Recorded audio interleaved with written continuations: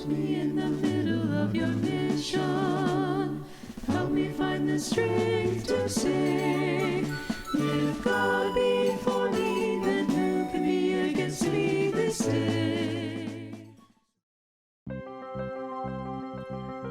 Hello, everyone. I'm Tim, and I'm filling in for Ron. At the end of part 2 of Joseph and His Coat of Many Colors, there had just been 7 years of feasting where there was plenty of food, but now the people were going through 7 years of famine, and the farmers could not grow any food at all. That's right, Tim. And over in Canaan, Joseph's 11 brothers were getting very hungry. Their dad, Jacob, said, "Why are you sitting around looking at each other? I hear there's food in Egypt. Go there and buy some food so that maybe we can live and not starve to death. But I'm keeping my youngest son Benjamin here with me. I don't want anything to happen to him like it did to Joseph." So the other 10 brothers made the trip to Egypt. When they got there, they bowed low before Joseph, who was in charge of selling all the grain. When Joseph saw them, he immediately recognized them, but pretended that he did not know them, and he spoke harshly to them. "Where do you come from?"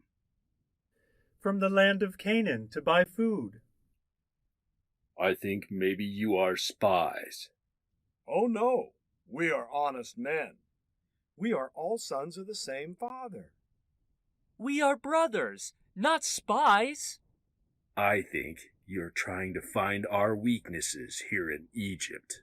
No, we started as 12 brothers. One is no longer living, and the youngest, he stayed home with our father." "We shall see if you are telling the truth. I think one of you should bring this youngest brother of yours back here." And Joseph threw them all in jail for 3 days. Then he came to them and said, "This is what we are going to do, for I fear God, so I will only keep one of you here, while the rest of you take some grain back home and get your little brother. So leave Simeon here as a hostage, and bring me back Benjamin, and no one will die." "This is happening because of what we did to Joseph." Remember how he begged us for mercy? Now we are the ones begging. "Didn't I tell you don't hurt our brother? But no, you wouldn't listen. Now we are paying for his murder." They didn't know that Joseph, of course, knew their language and could understand every word. He turned away from them and cried. When Joseph was able to speak again, he had Simeon tied up and made him a prisoner. Joseph then had their sacks filled with grain and put their own money back in each sack on top of the grain. Then they all took off on their donkeys. When they stopped for the night, one of the brothers opened his sack to get food out for his donkey and saw their money still at the top of the bag. He called out to his brothers, "Why is our money still here?" They were all frightened because it looked like they had not paid for their food. When they got home, they told their father all about it. He thought we were spies. Simeon is in jail. "We have to bring Benjamin back, or Simon will die." No way!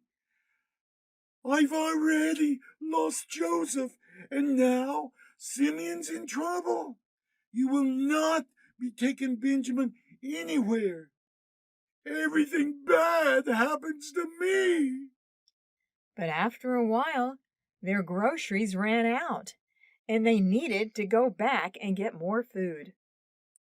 "I will be personally responsible for Benjamin. We have to go back and get more grain."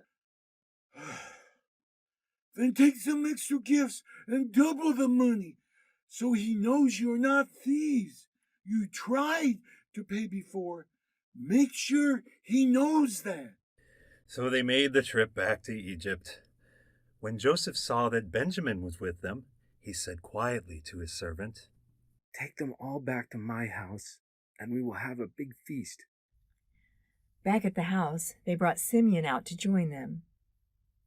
They were given water to wash their feet, and the servants began preparing the meal.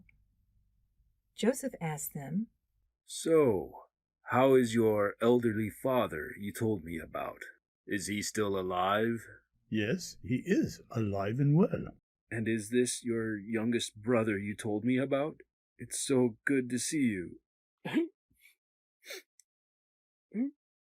Excuse me. Joseph was so overcome with emotion he had to leave the room to go cry again. When he finally regained his composure, he came back into the room and said, "Serve the meal. You sit here, you sit here, you here."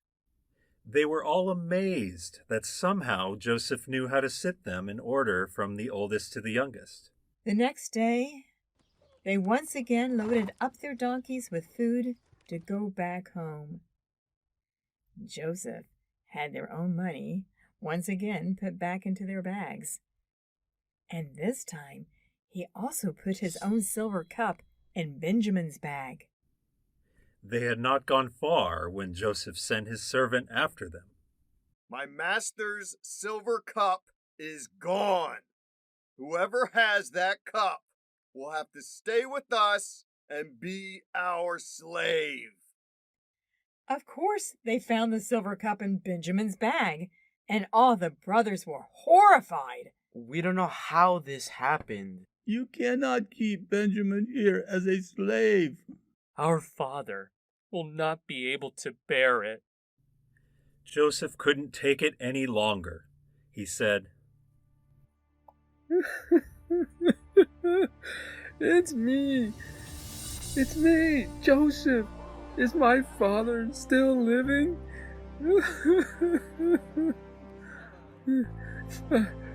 Please, come here. I am Joseph, your brother, the one you sold into Egypt. And don't worry or be angry with yourselves for selling me, because God had a plan. He knew I needed to come here ahead of you in order that you all might live. I went from being a slave, then a prisoner, to a ruler of all Egypt. When Pharaoh heard that all of Joseph's brothers had come to Egypt, he said to Joseph, "Tell all your family to move here, and they can have the best of the land of Egypt. Take our wagons for your young children, and for your wives and your possessions. Also, be sure to bring your father here." So all the brothers went back home to their father and told him, Joseph is still alive. He is ruler over all of Egypt. I can't believe it. But look at all the wagons. It must be true. My son Joseph is still alive. I must go and see him before I die. So all of the brothers and their wives and their children and cattle moved to Egypt. With all of Jacob's grandchildren, it added up to 70 persons. When Jacob finally saw his son Joseph again, they threw their arms around each other and wept for joy for a long time. At last, I can die. I have seen your face and know you're alive. And that is how the Hebrew nation began in Egypt. They ended up living there for 400 years, and then a man named Moses was born. And it was his job to get them all back out of Egypt. But that is another story for another day. When all creation hears your breath, when all of history points to you, when life itself can laugh at death, then who am I to know?